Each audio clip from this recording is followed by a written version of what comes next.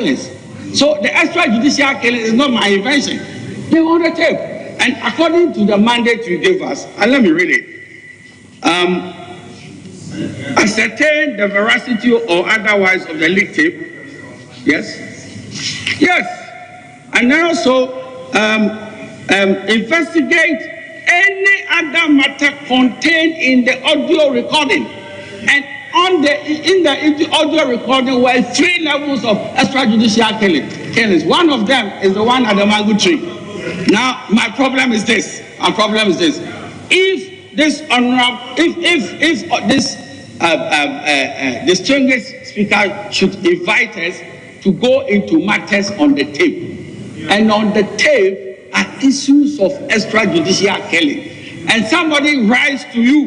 the committee that I want to come and testify on the matter, even if you said it is hearsay at the level of Asari. It was testified, and the lawyer of Asari also confirmed that Jelly, who is supposed to be the witness,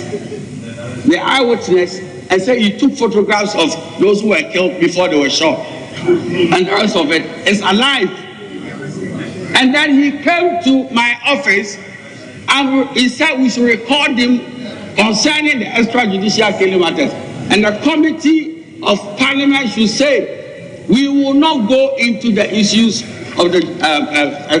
extrajudicial killing. And it was not just all the members who said so. 3 of them said so, that the issue of investigating the extrajudicial killing is inconsequential to them. Then what were we sitting there for? That you called us. Just a minute. Okay. You called us to cover the evidence. For to way honorable Samuel Kofia Tatia, Emraswe Genio, Womeraswe Fima Desia, a watch me walk about on Persiaso, and an honor Susunia brain home, Omraswe Fimua, watch say speak of parliament, Suma Osuma Yeno, and what you money Yakako, and Yesibia, Yantesuma, and some no the Maya, and Krata or the Maya, or the Suma Yeno, Usian Kofisi, Munidi, Muma Bem, and Shishim, Nesebia Bibi were Chira. Yenimwa ye messenchiro eno ne yababesi na afie de baya onu womunikum womune ya usiwe ntofi se speaker no so yesa na sebesebe mpreduasa wone eye omo ekoye adwuma no so nini ye enjemusi asemi de agya akwakwa ebese paniko na han ye betase ne begyansafo na ye ne de akire de befra to bia no ye mfa enkamemo ye to aso na ye de mo akwa abato a ye boboye ho ne akwakotu mu na National Peace Council momonitua si ye kwakoto abasi yo madwuma sore pa ene ombehia amanyuko ahodo no MPP NDC CPP amanyuko nketo akese tuntum ni tietia ene kokko ombehia obi a ene omo edi nkomo a omo soso edi amanyuko ahodo ni nyinanim omo ene ombehia nsɛmhwɛfo ene obi bio wo twaka e wa bato no mu no omo ene sankrofo ni hia edi nkomo omo adwuma omo ye ne ma wo so mde gu akwam ntutu a wo se ba na ne chese Peace Council mpenifo edi se adwuma no na asa afi no ma wo keka wo fom ene nam so mo nsɛmhwɛfo yes yenkobusa wuru mo se afi akaba besumi benum ne ye kwakoto aba na se Peace Council fo yenhyɛ de hu adwuma bia eno na Reverend Dr. Edu Jamfia we chairman eda National Peace Council no ede atugase ebo omuni kapre motuma no na adwuma ya ye ken so betima ye ama na siase ama na fefe kofi kwa biya na omanya sikakra no be $1 million de na wo se edom futuo mu a omo edidi se adwuma wi dollar terms, we need $1 million. Some donors have come in and trying to help, like what we're doing today. us is helping in some of the projects. We've had UNDP supporting us. OneUp is supporting in some areas in terms of election, early warning systems and all of those things. But we need about $1 million in city terms to be able to execute all the things we want to do for the elections. We have a lot of engagements. We want to do engagements in all the 275 constituencies. We have mapped up our hotspots, and we are doing the best we can to minimize these activities in these hotspots. Initially, we mapped out 23. At our meeting yesterday, it's gone higher than that, because in some of the areas, in fact, in Greater Accra, right now, there's actually things that every area is a hotspot. Initially, we're looking at Odododo, Ayawaso, Mamobi, and a few of the places. It's gone beyond that. Ashaman is an issue. Kaswa, Futu, Senya is getting out of hand, So we need a lot of resource to go into some of these areas, do the best we can to minimize the tensions that are being built up in those areas. I was going to a Reverend Dr. Edu Jemfi, or no, and a year chairman, what da a National Peace Council, no, and when Tiahoboa would more a year, Sikawa Muhia, a Momutidia Bo, a Afia Batono Brano, na a number $1 million in Thomasre, says Sikano Monsa Kadia, or Mauki Canebe Kosro, Ibu more Quanstrom Kosom, Senior Manfu Busasa say, or Moatia da say. Akwe munyo nantie no ena na ochichi mu de kire no abusafo sankofa yenchi yen sanko yechi na ye ne Dr. Isaac Brakon enkudi nkomo sine meka ede kire mu no se say the Dr. Matthew Poku Prempe mrase geni wo mrase gefie ma de hye wo menhia South Abatom Pesua so MPP atwotwo ro ni gina agina tum se onye tuapemu former Vice President Dr. Alhaji Mahmoud Bawumia na ye kone abusa se anyem bia ye kaka ye ni a ede ade pasronko na Dr. Matthew Poku Prempe Edebeboa NPP and Dr. Alhaji Mahmoud Bawumia Obenfo Dr. Isaac Brakon eyobia wabene wa manyusemo no sa so kire ho de ma me no eni nkomo kakra dog ewie yemo ha o mejo so emra na magimedi se wo ho ye de yesu adom amodi ewo ho ye do ba de no ase ewie ye busa se wo kaka wania tutu wania Dr. Matthew Poku Prempa ene atwotwo wuro wo MPP party no makwa kwagina tum so nye tuapemu former Vice President Dr. Alhaji Mahmoud Bawumia no edi esronko ene ode beboa Dr. Alhaji Mahmoud Bawumia ne NPP e wa fia batu ni mo yo ye na matiefo nyina aha na yesi wonfu do so a wo ye ni nyina amanyosem ana yedi o ma se wonsa se bu amamuo no eye crisis management ebribia no o how edokoro o manfo no enti wo de wo na waji aso ase o how ne go manfo so no wo be to na mo bia brenasi ana se wo ye firi hokora enti na ya na o manpeni na so afo no ye ka o mudin ye from say executive no chese French kasemu executive chese wo yi o how fi o manfo so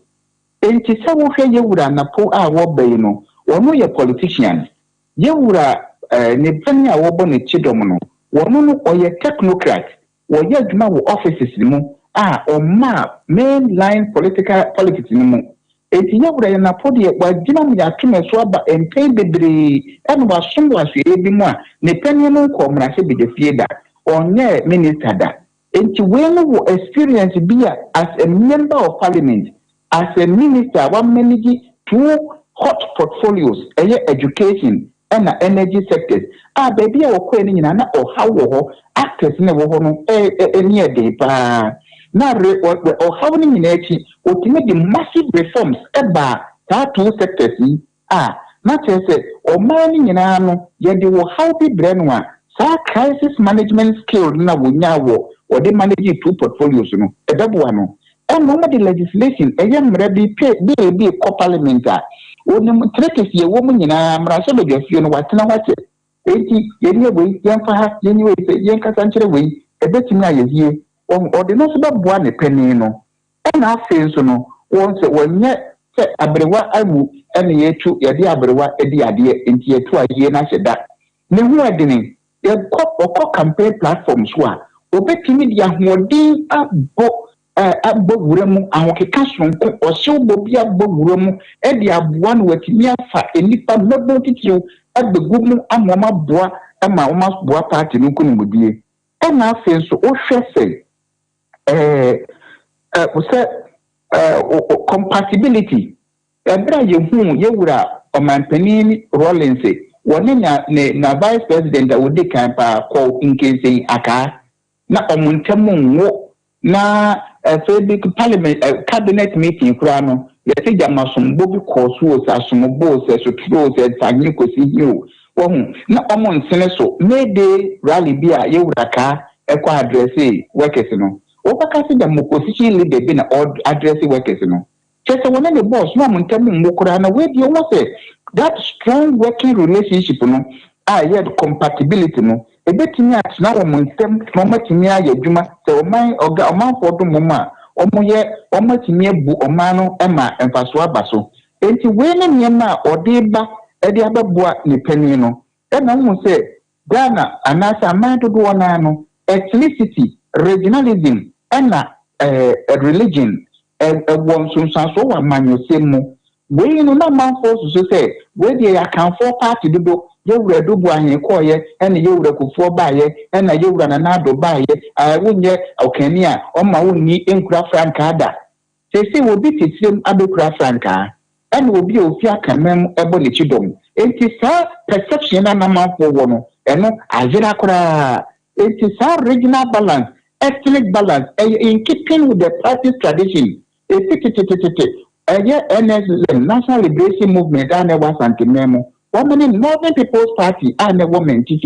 no, a track and a better Montemono. Oma Diswa, Busadiana, Babisi, and Lay, Obershe, Yura, Third Republic, Yura Victor Wusu, Okane, running mate, or Commentifi, Ekoji, Tolona, Alaji Yakubutali. And I William Foriata, UNC, or not walking a running mate or commentifi, Ekoji, Alaji Idris Mahama. It will not say Christian Muslim, Akan Northern, Asadino, Aya Juma Babisi Party, Yura Kufo Yebi, Yura Dubani Yebi, Yura Nanadwa Yebi, Sadiana Dasu Home. It's when Yana Boa Party, no, the moment me a bontua, Lebia, o man for her can say, to me a dinkunim ewo, I can see for now, Omnum Bessia can know. Na dock way, na and Yamanfo be can say, yes, woo jay, yes, woo jay, yes, woo jay, Enco Hajane. Oh, say, and you may be one more. Ya may say my young friend Torso, the man yaho. So, and you may be why you bet me a Pamodiation. Ebra ye prepa mudie United Gold Coast Convention GPP free omomo EPA ekoye amanyokuo no omo kan say eto Ghana for ekotwa bedi asun say si UGCC for na koji sika enye sika kuma ewo kwasi broni ho say omo behwe say omo be delay independence enti na UGCC for moto no eye self government within the shortest possible time no Sika makoji fi abrofo no se fa hodie no omde bama ye no omo twentwen so ansa no ebra UGCC fo no hu ye no ni ato abana wie ha wo mo papa enso ni e twato mo so keke ye de le man kokotena castle ye sie le man titire mu o wa read the city asay esire eda e castle ho nyina na nya no kre enti politics mu de sa niema no niema ye kan de se wo so ni ade no enya no kre kache no enipa ni ne sign pen me yonko bi kan na wo tukwan ena obehia no wo baabi a omo te ebre edi afa elpe di abekomase chese wo ba ye no woni mo kra wo chese ni na ho keka ni pesu chese ni suban a woda na die no na akono keke obi wo yutag mu wo kekos ono so aka bibi sa hafa no etimi na bi wo no mo a na bia ye pam coat edition wo na afiti no enti mi amanwu a ebetimi akon atiamu ana se ewo mu se no kurem pokura no a won se yesi obi hia na ye kan se mbi kire no nia obi edi hi wo kuro bi so wo ya branch wo chinchin wie no de agu ne botu mo nam street so no wo tugu nenum empenifo na ka kire ne se krasi ja di bra wo ba bedie sa so ba ni jai enchi wie ne ye wo da tie fie na we na mom so de nam abonte so na wo to man gbanu mu ne de ense ahenie eto mo ba kire no ade we ye mo se how ye mo se yese ye ahweye esanse position as omo to obama ba obekita no woni number 2 gentleman wo man kakraka we nyine mo enipa hene bit manya se de be ne kura enti menno empemo wo na wo ye bibia dwene ho mienu kokko ene dibra ye dia ma wo no na dibra no empem kokko no enkofom na tu ana monfoforo ya ne ye de tumi ma nipa dodo na beye abode foforo empem bebre no Doc nyame nsira o pa ne wadaje ewie bibia ni so a yebesa so abo opunu mu bio yeda se oye for Dr. Isaac Braco yenina kwakodi nkume wabene power manyo semu sa so kire ho de na yenina kwakodi Dr. Matthew Puku Prempe ho enkomo no sabre ya wa hye na dwuma se running mate yere asede ma 21st clinic yes sciatic entini no se twetwe se tutu ho runtu di akose duabo ene adutu no no for nature 21st clinic ne enya ho adwuma mfama for 0540311311 na yinin komo mizone 5G drink ne gusu aye no nom opebi dia ye opebi dia party opebi dia wedding for 0246 270221 Herbal Center at 3 Eco Capsules abegya so akoko no asiebe tu asiebe she for the Drugs Authority mpeni for jatum anyana wudwa so koko ntida bia wani so bire koko ntida bia wani so kese ye ohene koko ntu sisi ya ya koko ntu ya mu atimu a 3 Herbal Center 3 Eco Capsules na ye adwuma no 0546 107107 Cloud Internet Ghana open internet dia ye adwuma wo fie o de ye adwuma wo adwuma mu a internet papa company on be mount kama na bonus so da from Cloud Internet Ghana from 0244601933 ma me abe say we watena se o tano so patrapa new site hono mo o se yade ni die hu ya no den dia no hye ye se eyen to yade a ya to dia ma wo na enunti abusu atwen se wo bewuo no o so de ne kakra na fu ani kye na tena ye o tano so patrapa new site junction hono mo no fe drum kan yankase abi bidro ya de suru safo mi sa wentia ene akekedo kakra wono no ene odi tu yade na se dia ma wo ento yade abe yade ebitutu sisia from 024334 5392 0243345392 OCP fertilizers no and asese na no akuafo wo mo bose ho if so mo hyase a wo mo ede peti wo mo ndo ba yesu yi wo mo ehunsunsanso a ede mo difference a ewo OCP fertilizers ene ajamanfo de a aka no ano den ano hye ene asase ne se ye 1 acre sia na se bia 1 acre no wo de kakra bi ede gusu a ebura wote bag mpempem se ye mu a wote bag mpempem se ye ntoso a adaka na wotie meko na wodo a adaka na wotetie we eye OCP fertilizers wasam and ye kadechiri we ye OCP NPK 1515 and ye OCP NPK 10-20-10 ningina odwaso a enye na bebia agrochemicals ye to ho ne ma bia Ghana fa na bebia obenye bia to 0555909437 0555909437 and 0555909433 na oni edi enkomo ye twesi yaba yeba yedemo ebeko krobi ya friend says you abra atise mfura ni fobi dia bom emanse kantwe nyina bam yebeko akodi nkomo 21st clinic yes sciatica expert sciatica no o nerves na wo to ase na fa wo siremu na fa wo nansia besi ase ho no se ho techima eno ene ye fa ne sciatica na etimi bubu o to ase ka wo se dwe wo sirem wo je ho ba bi a enye na eno na 21st clinic ba ye adwuma pa wo mu ye ntia baso bo ma gine wo Ghana ha ene amono ne enyasem ketewa Womuji international awards ahodo womuji local awards ahodo na anu nso na womu be the only sciatica research and treatment center in Africa bibrim hano ebi ni baby a gise 21st clinic nkwa womu dia bibidro ene besa o yare no masa de machine aka ho eya yare sabia yare bia wutimi de ko ne mama de ba ko a womu gidi womu pa no eye sciatica ena stroke nso de kwa diabetes ne hypertension ni ade Ghana ha baby a womu ho 0540311311 0540311311 There's a 21st clinic. Woman is sciatica expert.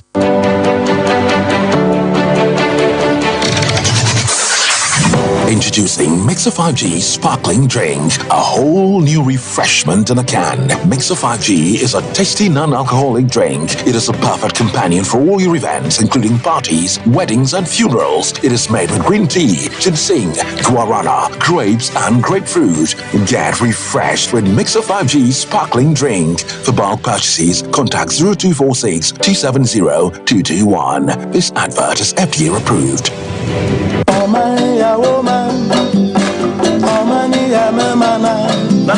akuafo yi afuye na saduru hobie mu enti wo dwedwe fertilizer afiwe yi ubayusu ana esanse afra se fertilizer woto ye amoa wo no na ma wadwuma no anyina eto ape onobaye no antumi anyini na nso do so e ma woboka ene atumda fertilizer papa abadwa so de eno ane OCP fertilizer egumu ahodo akuafo a modo enobaye ebitise atoko ajuo emo ene atosode ahodo no omo enkoje OCP MPK 15 ana OCP MPK 10 akuafo a omo so edo legumes ebitise soya beans peanuts and beans omo so enkoje OCP fertilizer a eye TSP OCP fertilizer ebusu wo babia ye ton ya yoma e wo man Ghana mu ha enoti atufo enfre 0555 909 437 ana 0555 909 433 OCP fertilizer papa OCP yegina ho ma Ghana ene Africa biayo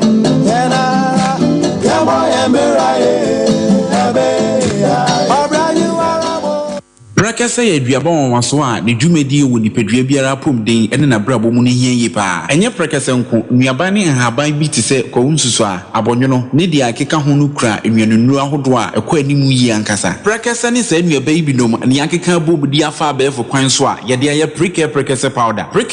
powder siesi nipadua na abakwa ahodo no ho ban afrimpani yade ne yade ahodo pi ho fa enkodate de ma baako freduane anopa ne anwumre anafa enkodate de ma baako woni suhie yeti anopa ne anwumre wobra wodidi awie ubenya prekese powder to Kingswalk Herbal ne Heroes Herbal Accra Okesi Drug Lane Dani Herbal Kumase Mensa Takrade Mose Pharmacy ne Greenlight Pharmacy Sunwane Kashenkari Supermarket Asantwa Herbal ne Bibidro Depot Techiman Sewa Herbal Mampong etufo mfre 0550 19 15-14 prekese powder aduane san yedro FD ahwehwe sankratu emu agiatum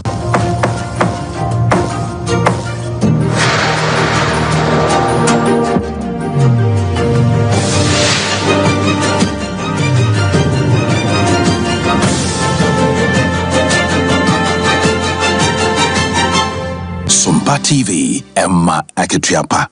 Abzanfo esaso mama kwa babio ba Sompa television ye wi apram to breakase so yento ansam no somfa mamo ye gusu adem wo abato mo na IGP Dr. George Akufu Dampare na agahobo a ye de akwakoto ba fi wode atugya sesi ye kan ye kadia enko de obeka mama nse nyina ate se aposifo ho bia awbo bia also mu ye bia no omo de omaye krado asie so mu wawie a ne omo twen a ene so twedi amponyankrompon ba se ya do mahata mu no nkomachi obeti wiem na odi December bosome no ne da etosonson ebeche omaye ne abope se enkonkoto aba no ye che nkrata ene se ye to aba ne se ye betu awie bambode one nmrante no omo aye krado pa.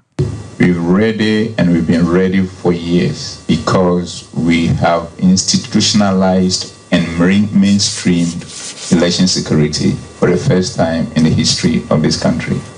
where elections. And that is a message we also want to send to the good people of this country for them to be at peace with themselves, individually and collectively, and be assured that we are on top of the game. Where we need to add soft, we will add soft. Where we need to add tough, we will add tough. Have our back by encouraging us and motivating us because the work we do is hard. And having our back, we are not asking for pampering beyond what is constructive. And we are asking that where you need to criticize us, both in private and in public, do so because we thought that that is the best way to go. Abzafo way Dr. George Akufu Dampare IGP and ye training king. We emra na omosia won krapompene mantem Alisa Hotel penifo pi ye base eja omanu durubunu mu e wo mayimu a na akwakosia ena na omosusu adwede afa abato no no wo hyebo se de wo so mo ye bia no omo posi de papa polisi oma ye wie no mo twen ene se odonfo no e de da ne bedom yen ni akwa akoto aba no ye gira we so no ye de kase ne sia ne asore ama sompa nkomo aba besuma to aso we kuku ne chinchin fidie ndi ma me mrantere maba wa Sompa FM ne Sompa TV newsroom so and a boy chidom ma baby a wo bia ne timi ba ye ba besom medin e de ya bo amale bia boga ya da mase e ma monity ene hwa enyado.